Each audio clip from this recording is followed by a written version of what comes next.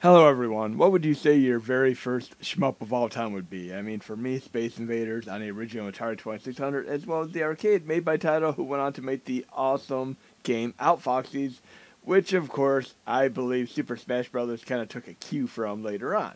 But let's get into MAME 2022 Xtreme. We're actually going to be running a great game called Akai Katana, a game that is actually made by Cave in 2010, and ported to the Xbox 360. I did what I could to get this game running as well as possible. I mean, I want it to be feasible for the mini classics, but I mean, it is a tough as nails to run game.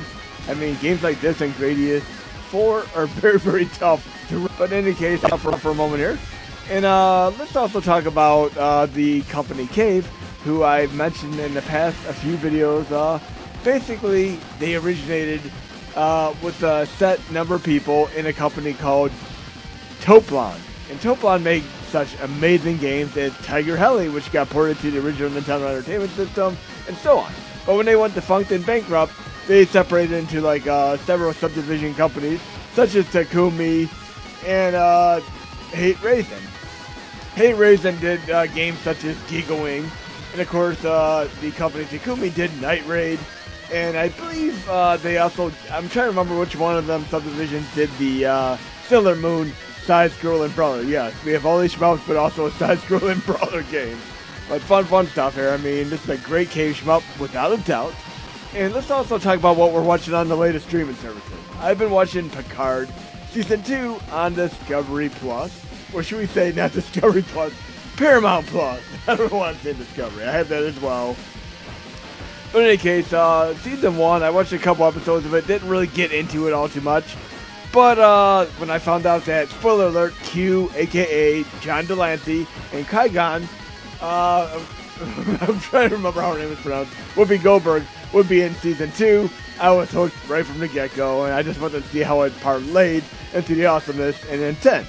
But in any case, Season 1 of Picard, it didn't really blow my mind, but Season 2 is really, really interesting and intriguing so far. Because, spoiler alert, time travel. I love any kind of show that deals with that type of concept, including like Continuum, even like the Sarah Chronicles, you know, the Terminator one. But let's use one of my bombs here. And have you ever played a game where you don't really know if the bomb's actually going to help on the boss? Here's one of the games where the bombs actually do help on the boss, because look, the energy is actually going down on the boss. I mean, Contra 3 Alien Wars is another game where you can use the bombs on the boss pretty well. But other games, you try using the bomb.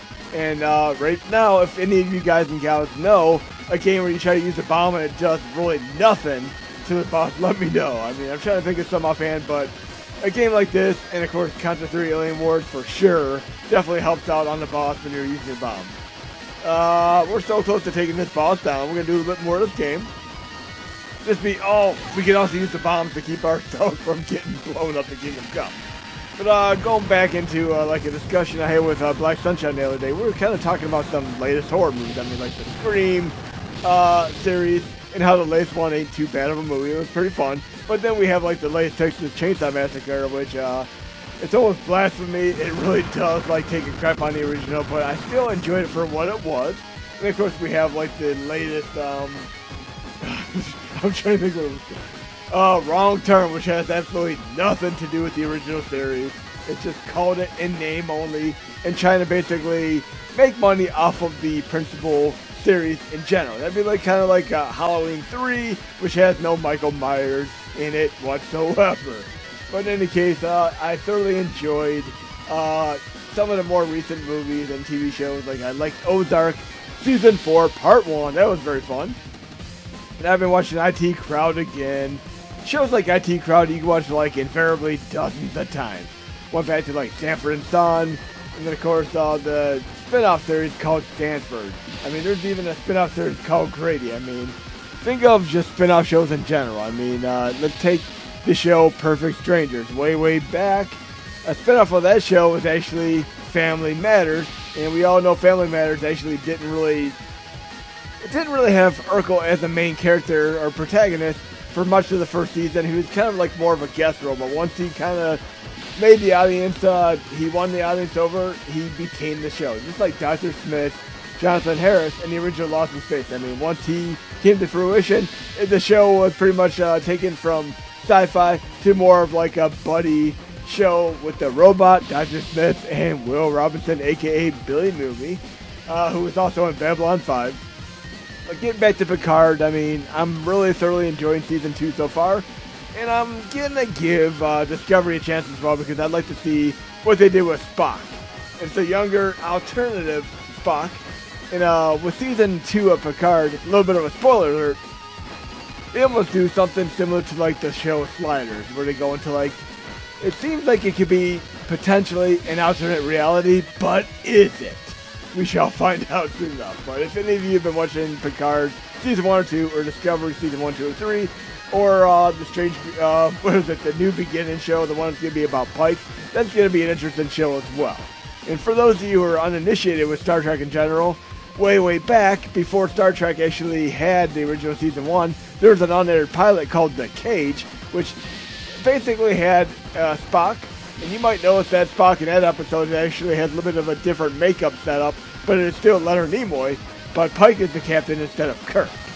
And very interesting indeed, the whole concept for that. They actually redid the episode later on, and I love the remade episode. It actually shares a plot similar to an Outer Limits episode. I'm not going to say which one, but yes, The Cage and Outer Limits actually share the same twist. Almost like an M. Night Shyamalan type twist, and the last M. Night Shyamalan movie I saw was actually Ode, which I actually did enjoy. I kind of knew what I was getting into with it, but I still enjoyed the slow burn for the nature. Some other recent slow burn movies that I actually enjoyed were, there was one, I believe it was called Apostle, which was, I think it was called Apostle, it was on Netflix.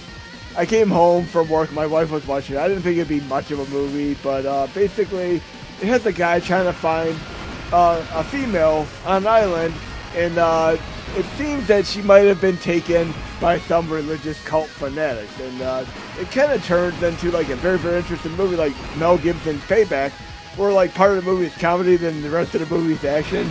This movie in particular is like a slow burner, kind of like Midsummer, and then it turns into literally like an action fest. I mean, brutal action fest with tons of blood and gore. Very interesting movie, to say the least. But let's talk about other horror movies and such. I mean, the latest Batman movie, the way they did it actually is almost like a horror movie. It is pretty interesting the way they did it. But in any case, with the very next update, you're going to be able to run Akai Katana on your PlayStation Classic. And I did what I could to get this as hyper as possible, because before I was even able to touch this, it ran at about 2 to 3 frames per second. But I have it reasonable. I'm not going to say this is like fully playable, but for those of you who have the desperation for wanting to play these higher end shmup games from like the later years of the cavalcade of awesomeness Cave catalog shmup, like this, Death Smiles, One, etc. Here you go. It's pretty badass to say the least. And it also has 2-player mode activate. I guess you could consider this a set of training wheels in essence, because the game's not run full speed, so if you really suck at shmups, you might have a better chance to get there.